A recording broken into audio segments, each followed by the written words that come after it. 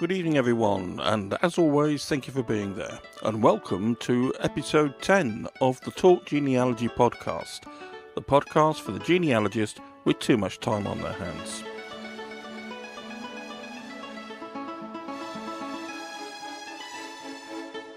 Tonight I had intended to offer a 10-minute profile of the genealogist J.S. Byrne. In 1829 he wrote the History of Parish Registers. But when I got to work on that piece, I realised it was hopeless. JSB couldn't be squeezed into 10 minutes. He also published on the Fleet Marriages and, later on, the Huguenot Migration. Again, each an extensive subject in their own right. So, righto, this is what we'll do. A profile of J.S. Byrne, and we'll try to catch the nature of his History of Parish Registers by throwing in some snippets from the registers themselves. Then we'll acknowledge his two other subjects, Huguenot Migration and the Fleet Marriages, by looking at his approach and sketching out the beginnings of an introduction to those subjects, which we will expand upon in later episodes. I know our car park for subjects for later episodes is getting overfull. Later on, a listener will be sharing a chapter from their family history story. How do you find out what happened to a remote cousin? Simple. You watch the television and they pop up. And extra to all that, let's hope that we can take our family history projects forward by redefining the boundaries of home ground. And that's the technique which will make up the second half of tonight's podcast. But first, I want to remind you that I am neither a professional nor an expert. I'm an enthusiast like you who has spent more than 50 years digging up his family tree. And these podcasts are really no more than me sharing with you some of the lessons that I've learned on the way. Oh, and don't forget, I am talking about searching for ancestors in England. Now, regular listeners will know that I like to include profiles of the early genealogists. Yes, to demonstrate how much good work they did for those of us who follow them, but also because we share so much in common. Believe me, they are our sort of people. They were family history nuts like you and me. We've already done Dugdale, the father of modern genealogy, and W.E. Tate, who revitalised the hobby in England after the Second World War. I've given a little bit of space to Bernard Burke, Thomas Duffus and Walford Selby, though clearly not enough. And this evening I'm looking forward to chatting about J.S. Byrne. Not because he blazed new trails in genealogy, I'm not sure that he did, but he loved old records. He knew that they could talk, and I get the feeling he knew no better afternoons than those buried between their leaves. Ah, this is so familiar. He worked at making them more accessible, so we have plenty to thank him for. And as we'll see, Byrne is famous today for writing the History of Parish Registers in 1829. But as I'll show you, he worked tremendously hard to bring nonconformist and you might say non-mainstream registers to the attention of the scholar. This evening I'm going to concentrate on three aspects of his output: the history of parish registers, the history of fleet marriages, and the history of Huguenot migration. Now, John Sutherland Byrne, 1789 to 1870, so he lived through the first 3 quarters of the 19th century, and he was 72 when he died. He was an English solicitor, qualifying in 1819 and working the city districts of London. In his preface to the first edition of Parish Registers, he tells us that his work often brought him into contact with the registers, and it was during these early years as a solicitor that he not only developed an interest in parish registers, but he made their survival, integrity and recognition his life's mission. Now, if he was working in the 1820s, we can guess that he was referring to parish registers written during or before the 3rd quarter of the 18th century. Hey, you and I have been there, haven't we? We know that they contain some interesting marginalia, but they can be pretty mean in the information that they offer, and they can be in something of a state. he began to note down the more interesting entries. Such gathering in will come as no surprise to followers of this podcast. If you are a family history nut, you'll have probably made a similar scrapbook yourself. Damage done by storm in the space of 4 hours destroyed 12 barns, 1 dwelling house, and uprooted 357 trees. 18th of February 1662, Frampton upon Severn. He tells us in his preface that finding that no specialist work on the area had appeared since Bigland's observation on parochial registers in the previous century, he produced a history of parish registers in England with observation on those of other countries in 1829. You know, in many ways, this is a deceptive book. In one respect, it's a scrapbook of curious comments from the parish register, a pleasure in itself. But he also gives an overview of how the registers developed both home and abroad, and he presents some interesting views on their future. But the main irritant for me is that he translates neither French nor Latin, which leaves some of us clueless. Thanksgiving to God for the great and wonderful overthrow of the Spanish navy. The very enemies were so astonished that some of them said Christ had become a Lutheran. 19th of November 1588, Framlingham Earl. Burn concluded with a chapter of observations. He had 2 criticisms: the paucity of detail in the registers and their vulnerability. He argued that transcripts were much more important than people were thinking. Now, at the time, his history of parish registers was important for alerting the government to the potential of these records as part of our national memory, and for building opinion that something should be done about their condition. Burns' influence was gaining ground. In 1831, he gave us the Register of the English Church in Geneva from 1554 to 1558, and that same year he was appointed the Registrar of Chapels before 1756, so a little bit of historical work for him. James Parson, who had often eat a shoulder of mutton or a peck of hasty pudding at a time, which caused his death. Buried 7th of March 1743, Teddington. We know that registers did improve through the 19th century. A standard design was introduced with a space for family relationships. This made things much easier for the family historian and more reliable, but did they lose some of their character? You know, my picture of an old cleric scratching spidery writing in an old book by candlelight is rather different than a vicar filling in a form. William Radhouse the elder, dying excommunicated, was buried by stealth in the night time in the churchyard. 29th January 1615, Weedham Beck, Northamptonshire. His next major work was the history of fleet marriages. Let's listen to what the famous lawyer William Blackstone had to say. Much may be, and much has been said, both for and against this innovation upon our ancient laws and constitution. On the one hand, it presents a clandestine marriage of minors, which are often a terrible inconvenience to those private families wherein they happen.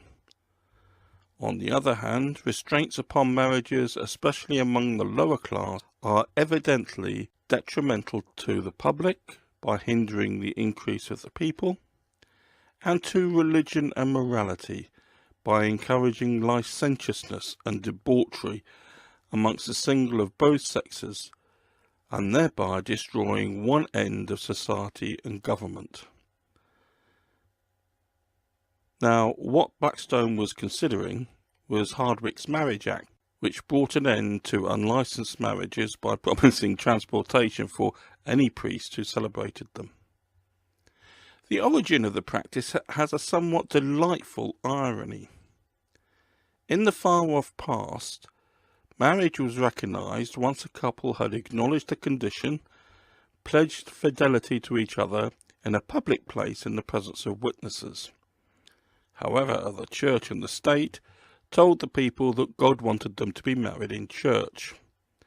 Accordingly, they issued licenses, charged fees, recorded each wedding, and made them a public matter, both before, during, and after the fact. Now, many people had good reason to offend the church and state, especially if they were underage, already married, or out of sorts with their families, but they had no wish to offend God. So they found a priest who was willing to perform unlicensed weddings. Now, this sometimes took place in Fleet Prison, more often outside the jail, and more often still in the nearby taverns, but they were evident elsewhere. Mayfair, the King's Bench Prison, and the Mint in London, for example, and other places throughout the country. A busy priest could be doing 30 marriages a day. In fact, it was thought that as many as a third of 18th century marriages were unlicensed. Now, I'm not sure that the parish registers that I've worked on actually bear that out, but whatever the extent, the term fleet marriage was a convenient label and shouldn't be taken too literally. The priest often made some sort of record. In one example, this was made difficult when neither of the happy couple agreed to give their names. Plainly, God knew that they were married, and that's all that mattered. Record was often made in the priest's notebook, or a journal mixed up with other matters. There were so many marriages that the National Archive now holds 865 volumes detailing to a greater or lesser extent over 200,000 marriages between 1667 and 1777. So, when Byrne published his history of fleet marriages, it was clearly beyond him to offer anything close to a complete transcript, although the book does include several pages of extract which are available online and downloadable and so searchable, and I'll provide a link on tonight's show notes. Byrne published in 1833, and the book was an immediate success. It went through 2 editions in 3 years. Once again, it was Byrne's purpose to alert historians and authorities to the value and the unprotected state of these sources. It will be difficult to belittle the gratitude that modern genealogists owe him. In 1836, he took up the secretaryship of the Commission of Inquiry into Non-Parochial Registers, and that kept him busy until 1841. And in 1846, he edited what some sources consider his major contribution, The History of the French, Walloon, Dutch, and Foreign Protestant Refugees in England. The migration of religious refugees from Europe to Britain is as old as the Reformation itself. Of course, others were emigrating from Britain in pursuit of similar freedoms.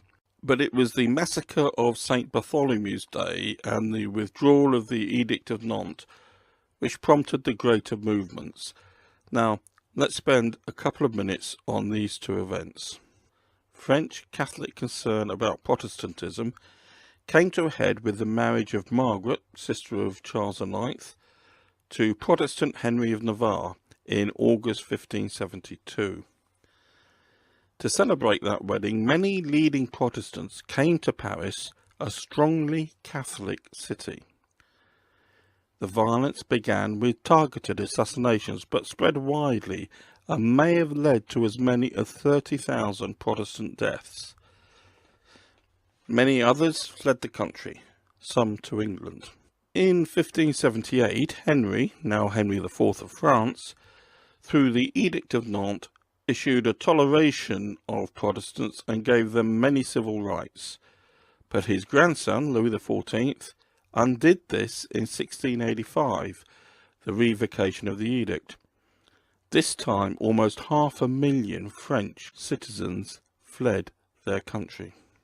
The migration to England, of course, disrupted local and provincial markets for skills and jobs as well as goods.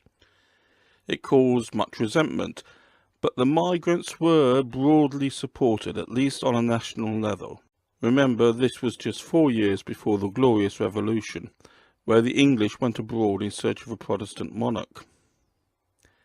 The immigrant communities built their own churches, and when Burn wrote his history of the Huguenots in England, he was astute enough to approach it through the history of these congregations. Where possible, he gives the dates, details and whereabouts of the registers, and so produced an essential guide for the Victorian genealogists who followed him. Apart from the detailed history, the book's value today rests in the general feel of the congregations which Burn managed to communicate. If you find that you have any London Huguenot ancestry, Burn's book will certainly help you bring to life the days of your forebears.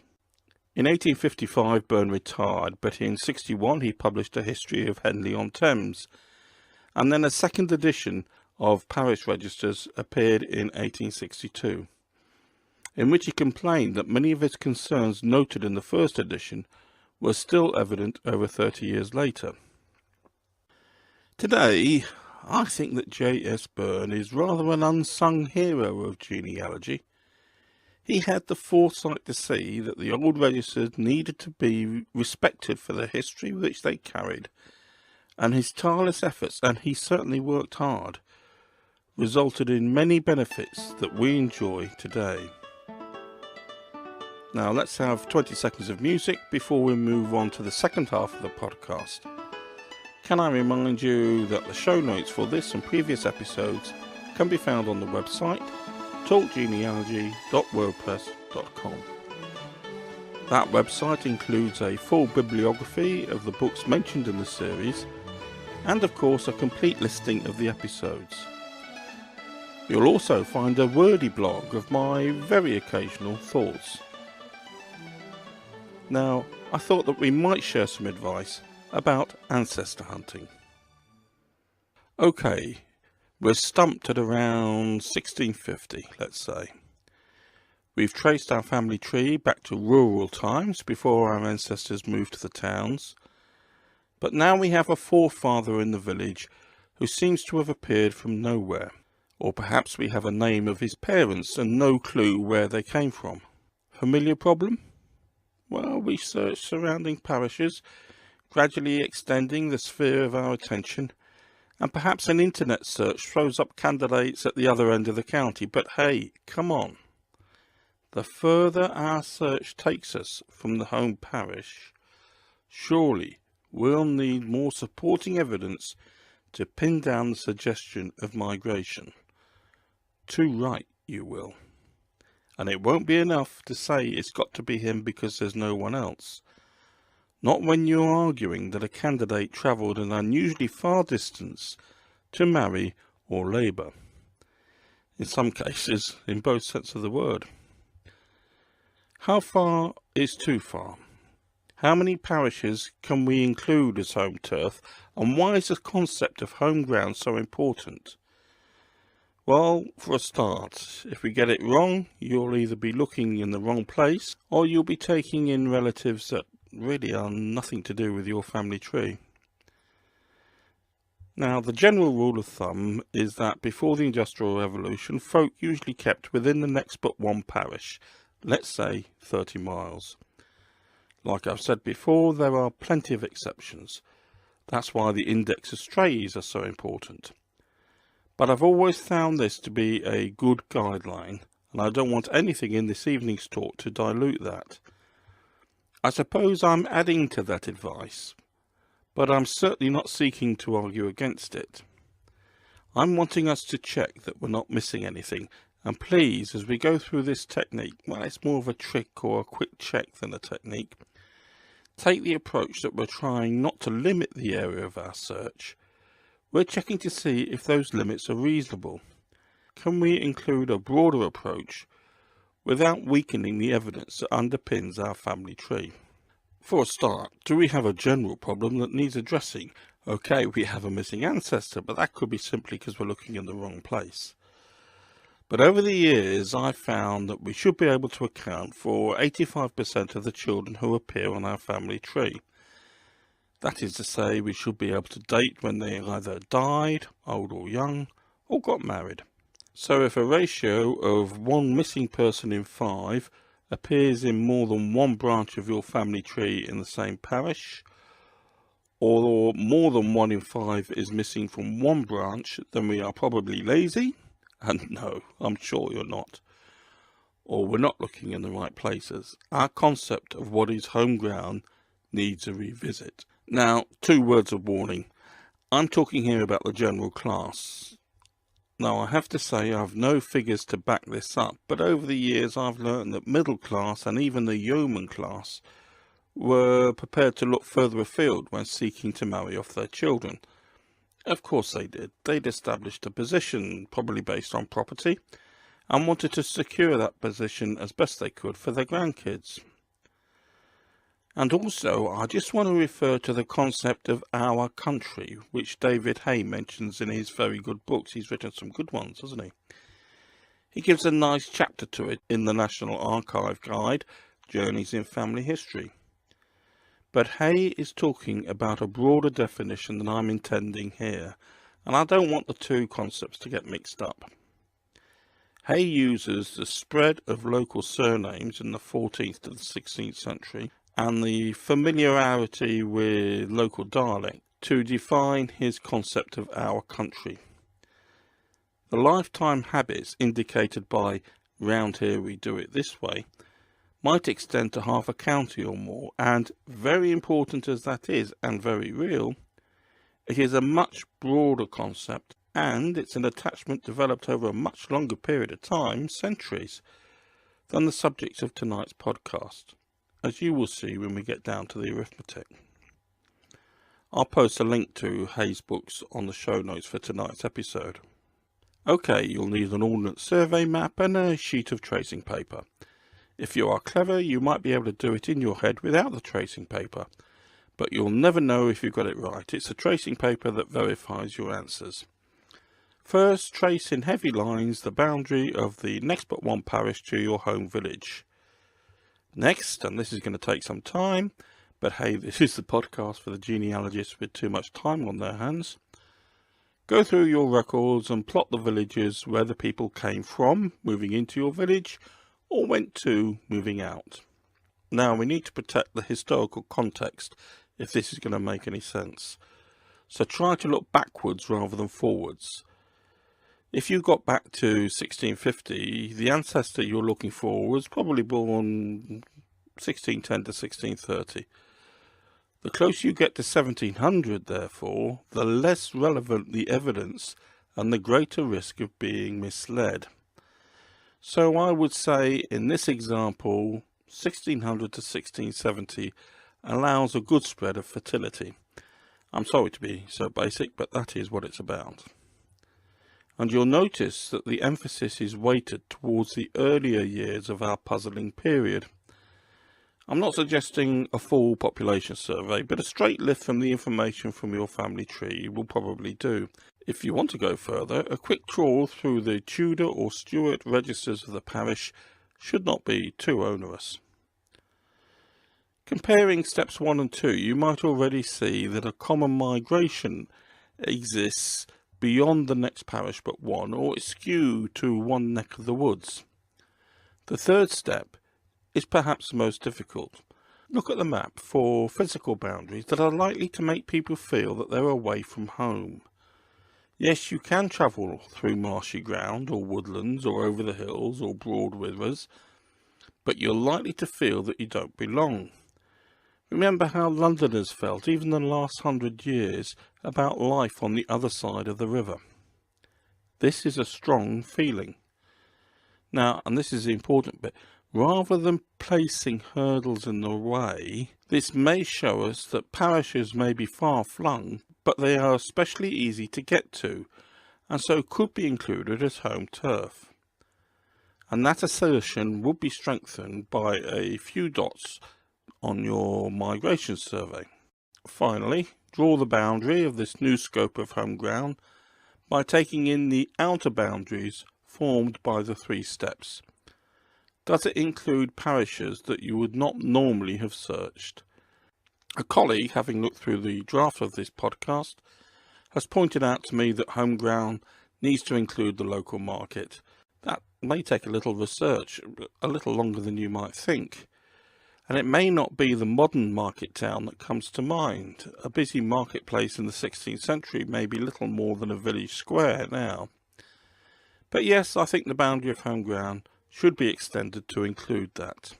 I hope that this knack works out to be as useful to you as it has been to me more than once. And finally, if you're suggesting that your ancestor did travel beyond your new definition of home ground, that's okay and may well be true, but you must support it with additional evidence. Finally tonight, a family history story that really stands by itself and needs no help from me. One of our listeners had an old photograph, a family yarn and a copy of the television schedule. Now here's what went on. My name's Leonard Morgan. This programme came up about the Empress of Ireland, death of an empress. Suddenly on the screen appears this elderly lady in her 80s or thereabouts. It was the daughter of my great aunt, you know, and she's talking away there, and I've got this picture in front of me, and I've kept it, you know, so I've got the record of it. She's there with her mother and father, both in uniform. Mother sitting down, father behind, and her on the floor in front of them. So as a child, I would guess to be somewhere around about 6, 7. She's sitting there, and then suddenly you get this quick change where she's an old lady in her 80s, a survivor, you know. But going through the records, I found out that she was on board the Empress of Ireland. Her father was a father and a mother, my great aunt, were in the Salvation Army, and they'd obviously emigrated or gone over to Canada. And Gracie Hannigan, this child as it was born to them out there, and they were coming back. He was a band leader, this Hannigan, and quite high up in the Salvation Army, and they were coming back with a lot of other Salvation Army people to Britain to some big do, and the ship itself was in collision with I think it's the Norstad or Norstad ship, and went down with a great loss of life. Then on the Titanic. It was right near Canada. I can't remember the actual. It was like a section of the coast coming out, and they were travelling along the coast coming out, and that's where the collision happened. It was in dense fog, you know, sea fog, and although they altered course, and unfortunately altered course the wrong way. I mean, the interesting thing is the captain of the ship of the Empress was actually exonerated in the thing, but the program itself points out the fact that the mistake was down to his own crew. The Norstad with the collision marks on the hull, which they investigate, they took divers down that, and it clearly indicates that the Empress was more at fault than the Norstad. Both the mother and the father died, and they somehow or the other the child was put on something and kept afloat, whether it was done by them or however. But she survived. She was one of the very few children that did survive. A hell of a lot of people died there, and she was obviously brought up. I believe she had another relative out there who took over and kept her there and brought her up. But the outcome of this was obviously with my grandfather, who was the brother of the lady who died. During the war, food parcels were sent across, and I believe that's the source of it, you know. The contact was maintained with the family and that, and eventually Gracie grew up and got married to a chap called Martin, but I've had nothing further on that. I've not been able to trace any further with that particular line.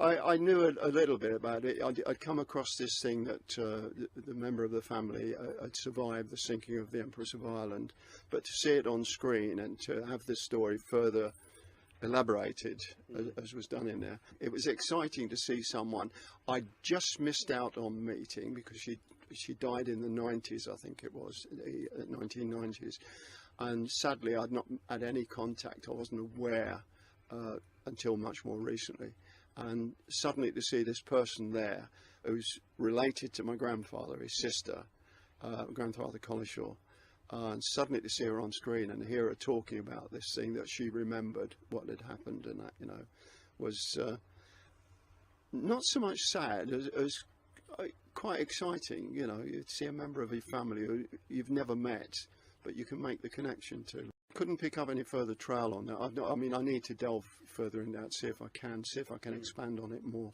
But, you know, and what happened to the other members of the family who are out there, I don't know at this stage. Various things I need to tidy up.